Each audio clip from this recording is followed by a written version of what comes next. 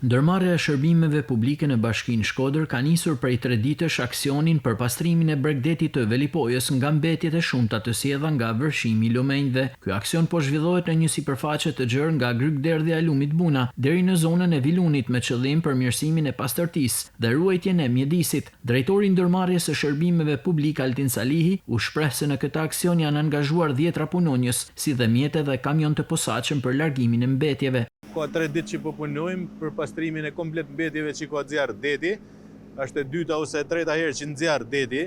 Të sezon dimrit munduna me mojt sa më pastër, ne do jesë me plan punët, sot janë të angazhuar gati 65 punëtor me 3 mjete dhe 2 kamiona që po bëjmë pastrimin e rrallës për plazhin. Do vazhdojmë deri që ta pastrojmë komplet vijën bregdetare, do ta mirëmojmë deri në prag sezonit turistik. Salihi bën apel qytetarëve dhe bizneseve të tregojnë kujdes për mjedisin, veçanërisht për bregdetin i cili pret vizitor në fundjavë dhe tani në stinën e dimrit. Apeli për qytetarët edhe për bizneset tash i mbetet me çu të vendi duhun, edhe te koshat e motorinave janë bregdetit e janë plazh sepse çdo mbetje që hellet na kthehet prapë mbrapsht. Autoritetet bëjnë me dije se puna do të vazhdojë edhe në ditët në vijim, me qëllim mirëmbajtjen e plazhit gjatë gjithë sezonit veror dhe krijimin e kushteve të përshtatshme për turistët.